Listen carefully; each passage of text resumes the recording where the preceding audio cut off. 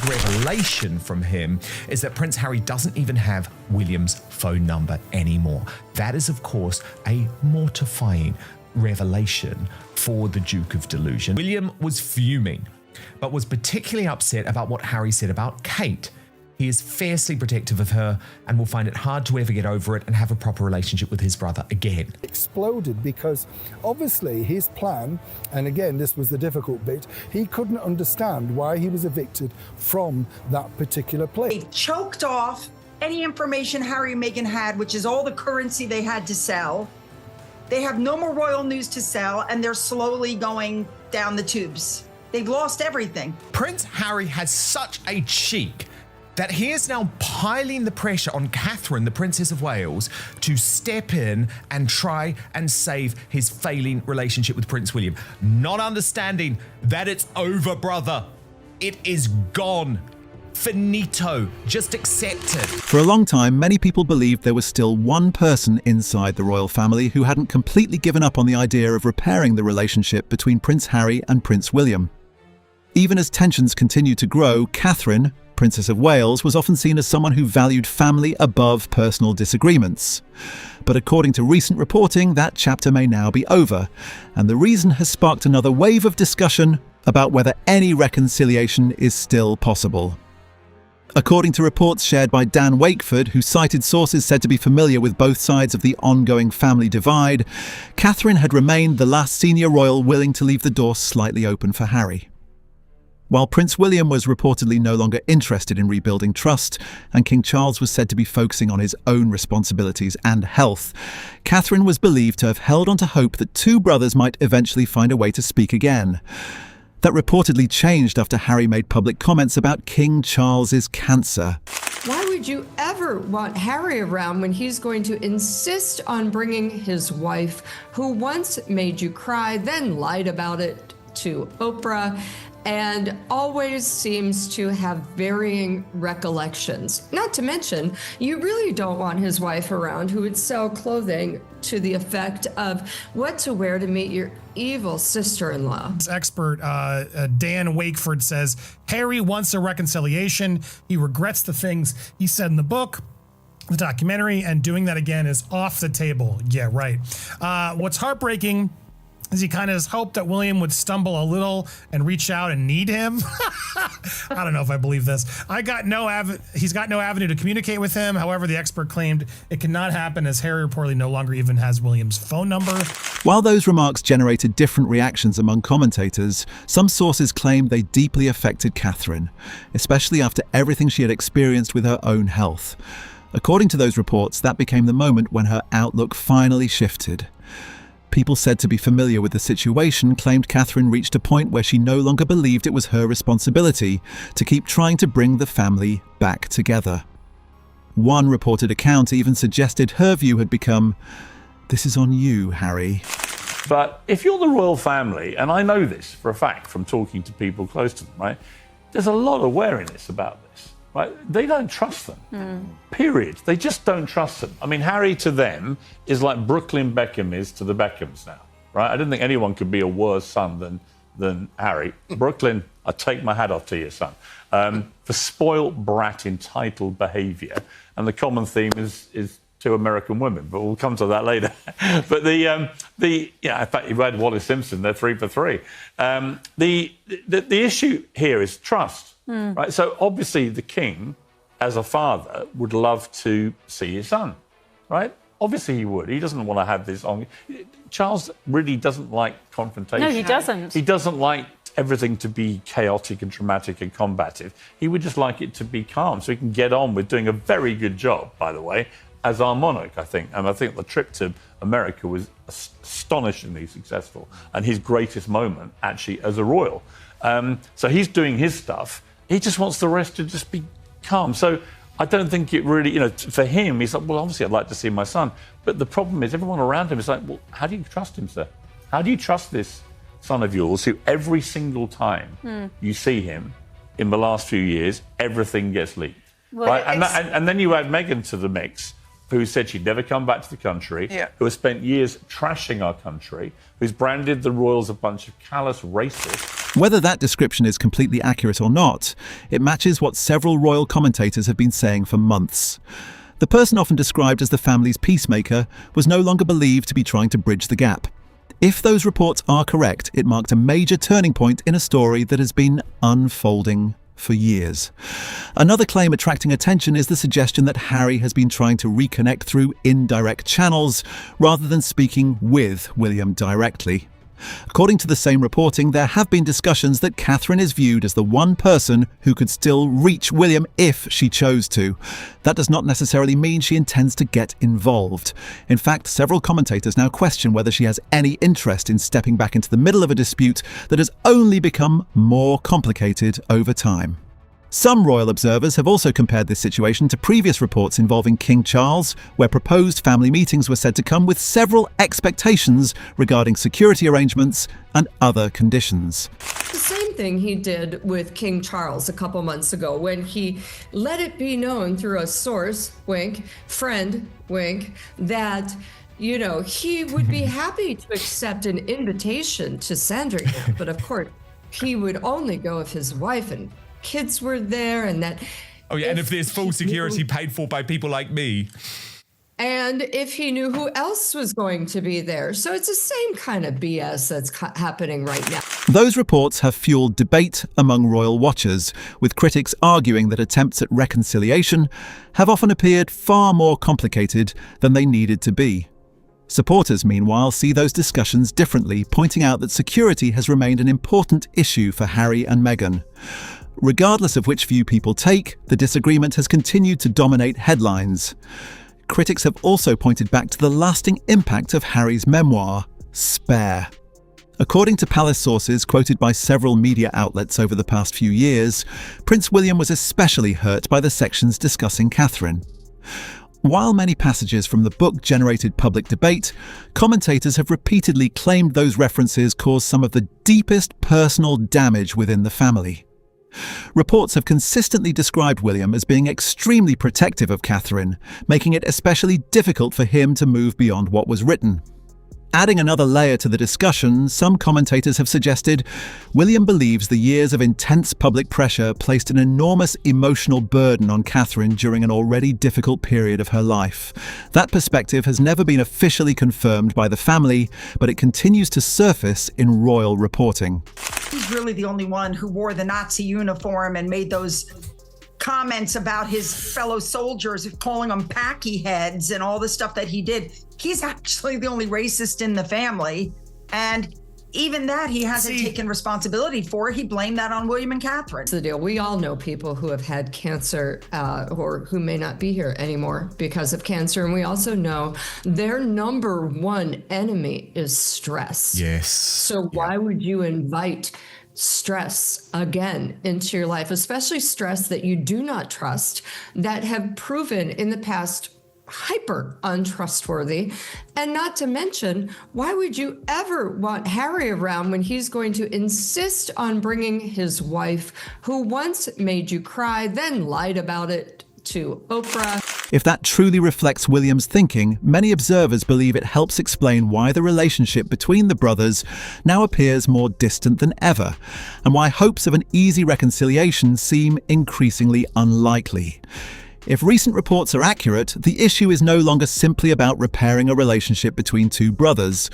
Many royal commentators now believe the conversation has shifted towards something much bigger: trust. Once that trust is damaged over many years, several observers argue it becomes incredibly difficult to rebuild, especially when young children are involved. That is why some royal experts believe Catherine's priorities have changed. Rather than focusing on bringing the family back together, they suggest her main concern is protecting Prince George, Princess Charlotte, and Prince Louis from becoming caught up in more public controversy. Whether or not people agree with that view, it has become a recurring theme in discussions surrounding the royal family. Several events from the past continue to be revisited whenever this topic comes up. One of the most widely discussed involves the bridesmaid dress fittings before Harry and Meghan's wedding. From speaking to people around the royals, they're very concerned about this, right? They just think she will come in and she is getting desperate with her failure of her business stuff, and so she knows she needs to be seen. I mean, when was the last time you saw them with any A-listers? They're not. The A-list world's made a calculation. If you go with those two, you're never going to be invited to the real stuff. Well, I think the last one was that Netflix party, wasn't it? And desperate. To your point, Piers, desperate equals dangerous. Different versions of what happened have been shared over the years, and the disagreement became even more public after the interview with Oprah Winfrey. Meghan said Catherine made her cry, while later reporting and other accounts suggested the situation unfolded differently. Because the people involved have given conflicting accounts, exactly what happened remains a subject of debate rather than an established fact. Even so, the episode is still frequently mentioned whenever commentators discuss the relationship between the two women. Other controversies only added to the growing divide. Critics have pointed to promotional material connected to Meghan that some interpreted as referencing difficult family dynamics, while attention also returned to claims published in Omid Scobie's book. The book generated enormous headlines after differing editions reportedly included names linked to allegations about conversations concerning Archie's skin colour. Those allegations have been strongly disputed, and the entire situation became one of the biggest royal stories of the year. Regardless of where people stand, many commentators believe it significantly increased tensions within the family. Basically, I've been told, just feels that Charles is just making the same mistake all over again with Harry, and he feels that Harry's betrayal, particularly, this allegation that Catherine asked bigoted questions about a child's skin colour, particularly this allegation that Catherine asked bigoted questions about, a child's potential skin colour that came out in the Omid Scobie book that was then pulped. He thinks it's unforgivable. Harry's memoir, Spare, also remains a major talking point. Among its many personal stories were passages involving Catherine that drew widespread media attention. Some royal commentators have argued those sections left lasting resentment, particularly from Prince William, who has long been described as highly protective of his wife. While readers have different opinions about the memoir, many observers believe it made repairing family relationships even more difficult. At the same time, Catherine faced months of intense online speculation surrounding her health. During that period, countless rumours spread across social media, with some users questioning official announcements or promoting unsupported theories. The amount of online discussion became enormous before Catherine publicly shared her diagnosis. Critics have also questioned why some of the harsh commentary circulating online was never publicly challenged by people connected to the wider royal debate. Whether fair or not, those conversations continue to influence how many royal watchers view the situation today. Because of everything that has happened over the past several years, some commentators argue that William and Catherine now approach family gatherings very differently. Their view is that any private interaction could quickly become the subject of worldwide headlines or renewed public speculation.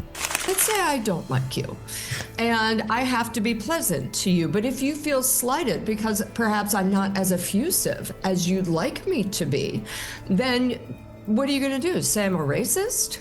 That will happen again, because in her mind, if we look at Meghan, in her mind, no one could possibly not love her. Felt like Meghan would use the children as a human shield, because who's going to boo children? Unfortunately, we saw an idiot booing children at King Charles's birthday parade, and we saw Catherine's death stare at them when they booed the royal family as they passed. But the strategy that Meghan might be using the children as a human shield so people won't boo her or yell at her in public. Even an ordinary meeting could end up being analysed from every possible angle, making genuine reconciliation even harder to achieve. Another moment that fueled discussion involved the recent wedding of Peter Phillips. Harry was notably absent from the guest list, leading to fresh speculation about how distant family relationships have become. Around the same time, reports circulated suggesting Harry had chosen not to attend because of concerns surrounding media coverage. However, other royal commentators disputed that version of events and claimed he had not been invited in the first place. As with many royal stories, the different accounts have kept debate alive. Lady Colin Campbell later claimed that, based on information she received from people connected to the event, neither Harry nor Meghan became part of the conversation during the celebration. While that account has not been independently confirmed, it has added to growing speculation that parts of the royal family may now be focused less on revisiting old disputes and more on moving forward without reopening them. Common unspoken consent. Harry and Meghan's names were not mentioned, that they are persona non grata to such an extent that everybody understood it would be a solecism to mention the names of, wait for it, I made a note of it, the tosser and the dosser. If there is one thing many royal commentators seem to agree on, it is that distance between Harry and much of the royal family now appears greater than ever. Recent family events have only strengthened that impression. Rather than focusing on old disagreements, several members of the family seem determined to keep major occasions centred on the people being celebrated instead of allowing long-running royal tensions to dominate the headlines. That became another major talking point following Peter Phillips's wedding. Prince William and Catherine attended the celebration, and media coverage largely focused on the bride, the groom, and the guests. Harry's absence immediately sparked fresh speculation, with royal commentators offering different explanations. Some argued the decision reflected just how strained relationships have become, while others suggested organisers simply wanted the attention to remain on the wedding itself, instead of the controversy that often follows Harry and Meghan. Whatever the real reason, the event quickly became another example used by commentators who believe the divide inside the family has become increasingly difficult to ignore. So yet again, Harry and Meghan are seeking to obtain the high ground and establishing how morally superior they are, when in fact everybody knows only too well that they are in the gutter, and Harry did not plan to duck his cousin's wedding. You can't duck that which is not a part of the occasion. Harry wasn't asked to the wedding. Harry was never going to be asked to the wedding. So how he can announce that he planned to duck that which he was not asked to? Oh, sorry, I forgot. Meghan has a reputation for crashing things. Another issue frequently raised by royal observers is trust. Over the past several years, private family disagreements have repeatedly become public through interviews, documentaries, memoirs, and media reports. Because of that history, some commentators believe senior royals may now be much more cautious about private conversations. Their argument is straightforward. Once confidence has been broken, rebuilding it is an extremely long process, particularly when every interaction has the potential to become international news. Lady Colin Campbell was among those who questioned reports suggesting Harry had personally decided not to attend the wedding. She argued that the situation looked very different from how some early reports described it. As with many royal stories, however, none of the key figures involved publicly addressed the claims, leaving room for continued debate rather than clear answers. Alongside the family drama, attention has also turned toward Harry and Meghan's professional future. Various commentators have pointed to the end of several high-profile business agreements and suggested the couple are entering a new phase of their careers.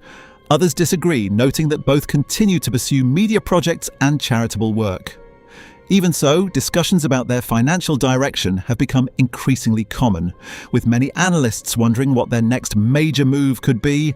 Some royal commentators have even suggested that these changing circumstances may explain renewed interest in improving family relationships. That remains only an opinion, not a confirmed fact, but it is one theory that continues to circulate. Others reject that idea entirely, arguing that personal family issues, not financial considerations, are the true motivation. Clearly, there's an ulterior motive there, and in my opinion, it's Harry's and Meghan's decline. Their Q score is what we call it in Hollywood. Their popularity score has taken such a nosedive in the last 6 years. commercially, reputationally, Harry and Meghan need a little royal magic for them to continue to try to commercialize that proximity to the British royal family. When they sold those hateful stories and shared those secrets of their own family, that's a hard thing to come back from. Once you lose the trust, it's gone. You can't get it back. He has one hell of a nerve to be trying to stand on the moral high ground that Peter had sold photographs of his first wedding to Hello, when Harry has sold out his family in Spare and to Netflix, with not only a joyous occasion, but a whole heap of lies. Without direct confirmation from Harry or the royal family, those competing interpretations remain speculative.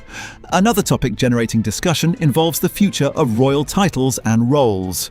Commentators have long noted that once Prince William eventually becomes king, he will hold significantly greater responsibility over the institution and many of its decisions. Because of that, some analysts believe the current relationship between the brothers could have lasting consequences for years to come. Exactly what those consequences might be remains unknown, but it is one of the questions royal watchers continue to debate. Recent public appearances have also fueled conversation about Harry and Meghan's changing public profile.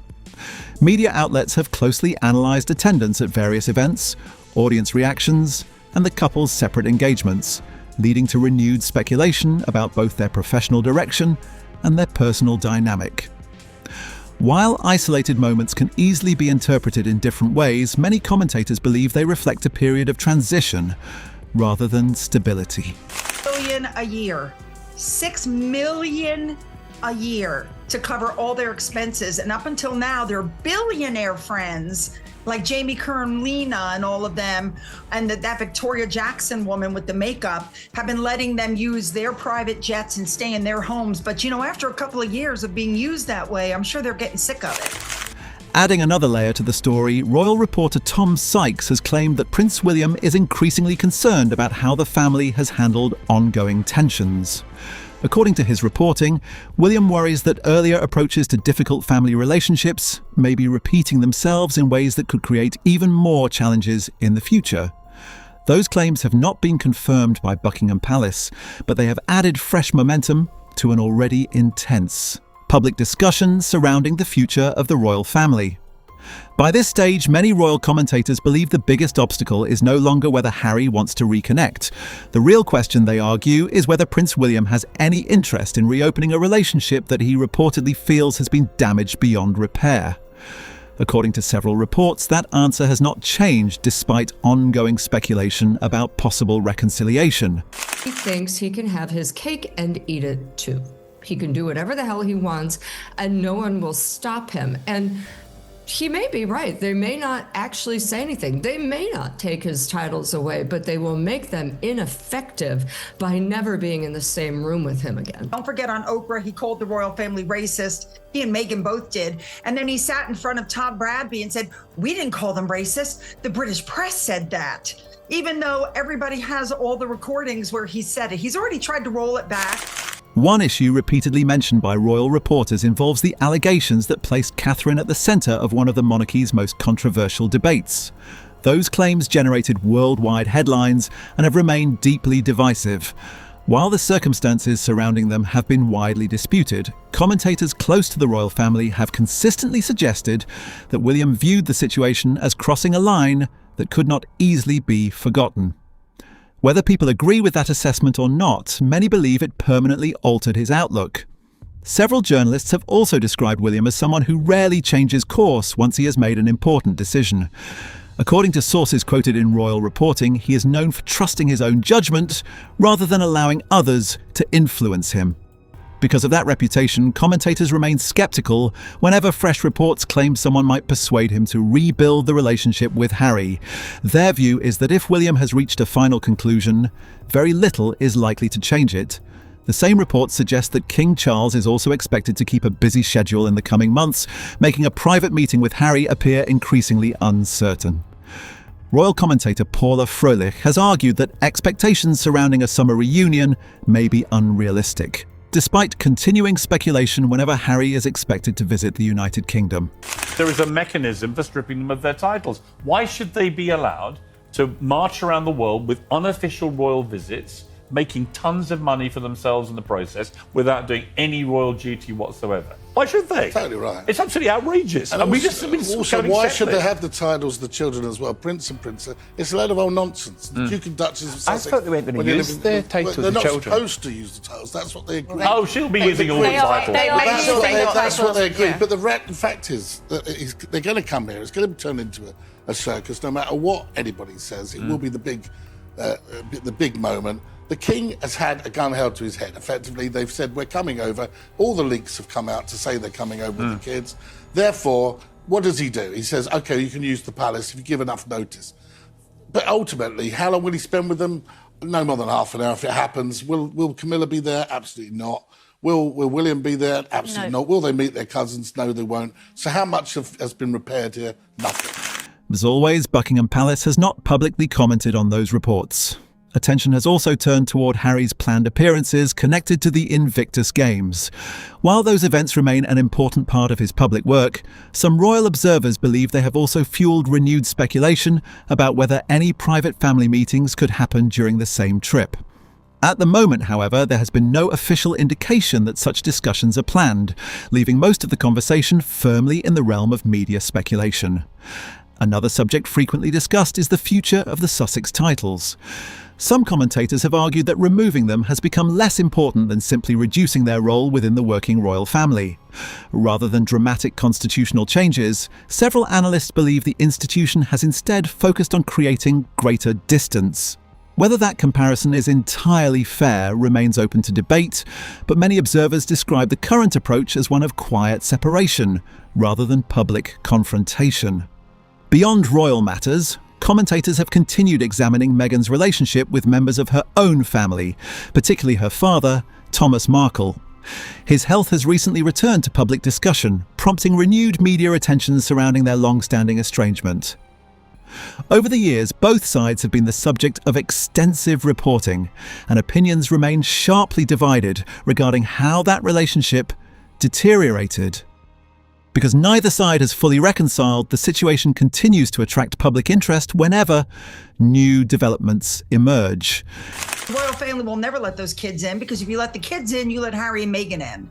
He's screwed his whole family. Well, actually, to be fair, I did report this week that the odds are looking very slim that Harry will meet up with King Charles at all this summer. I so hope you're right, Paula. Yes, I think really what's happened in the last month, as I like to call it, the days of our Montecito lives, every week there's something else. So there is. These guys, they've just behaved so badly lately, and really ever since they tore up the Sandringham agreement with that cover in People magazine, and really have just, with the monetizing of the children and the family, I don't think there's any way that Charles can meet with him, at least publicly. I do not believe he will show up to Birmingham. Critics have also questioned some of Meghan's public outreach while pointing to the ongoing lack of contact with her father. Others strongly disagree with those criticisms, arguing that private family relationships are rarely as straightforward as public headlines suggest. As with many aspects of this story, much of the discussion is driven by competing interpretations rather than confirmed facts. Taken together, these developments have led many royal commentators to the same conclusion. Rebuilding trust inside the royal family may now involve far more than arranging a single meeting. From their perspective, years of public disagreements, conflicting accounts, and deeply personal disputes have created barriers that cannot be resolved overnight, regardless of how often fresh reconciliation rumours appear. I wasn't too happy by the fact that suddenly everything they put in it, the refurbishments and stuff like that, well, all being ripped apart. And this was very much played out in the public domain by the royals. Joss, who he was sort of watching forlornly, like he was the sort of like lover. It was weird. Well, I mean, Nacho's really his only friend around there. So he's probably like, get off your horse and come talk to me. I'm so lonely. I've got no one to talk to. After everything that has unfolded over the past several years, many royal commentators believe Catherine's position is no longer surrounded by uncertainty. Whether people agree with her reported stance or not, the growing consensus among several royal analysts is that her priority has become protecting her immediate family rather than trying to repair relationships that have repeatedly broken down. Supporters of that view argue the issue is no longer about a single interview, one memoir, or one disagreement. Instead, they believe it reflects years of public disputes, conflicting narratives, and a level of trust that has steadily eroded over time. Was warned beforehand, and he was always told there are these certain red lines, and if you cross those red lines, it's over, and my God, he crossed them, you know. Harry basically says he has more stories like this, that the public have no idea what truly goes on behind palace walls. I think we do, Harry, but the bottom line is nobody really cares anymore, given what you and your wife have actually said. From that perspective, rebuilding those relationships would require much more than a conversation behind closed doors. It would take a complete reset, something many observers believe is unlikely under the current circumstances. At the same time, Harry and Meghan continue to attract enormous public attention, ensuring that every appearance, statement, or reported meeting becomes a major headline. Some people still hope that the family will eventually find common ground, while others believe the divide has simply gone on for too long. Without direct confirmation from the people involved, much of the public discussion remains based on reporting, commentary, and informed opinion rather than official statements. For Catherine and William, many commentators argue the focus now appears to be on stability, privacy, and raising their children away from unnecessary public conflict. Just say also her whole brand is on family, forgiveness, love, right. And yet she won't talk to her own father, who just had a leg amputated due to a life-threatening blood clot. He's now back in the United States trying to get fitted for a prosthetic. She still hasn't reached out to him. Everything she does, I mean, columns of the Times and the Mail, everything, are devoted to ridiculing Meghan Markle. And of course, that is terrible for her. It won't allow Meghan to parade herself as a member of the royal family and the Duchess in Britain itself, to actually earn money and earn glory from having married the prince. Whether or not that approach eventually changes is something only time will answer. But judging by the reports that continue to emerge, very few royal experts expect any dramatic breakthrough in the near future. As always with stories involving the royal family, new reports can quickly change the conversation, and fresh developments often emerge when least expected. Until then, royal watchers will continue following every update, searching for signs that relationships are improving or becoming even more distant. What do you think? Has the relationship between Prince Harry and the royal family reached the point of no return, or do you believe there is still a path toward reconciliation someday? Let everyone know your thoughts in the comments below. If you enjoyed this breakdown, don't forget to like the video, share it with someone who follows the royal family, and subscribe for more celebrity news, royal updates, and the biggest entertainment stories as they unfold. Thanks for watching, and we'll see you in the next video. Before you go, click on one of the videos now appearing on your screen for even more celebrity drama, behind-the-scenes stories, and the latest headlines you won't want to miss.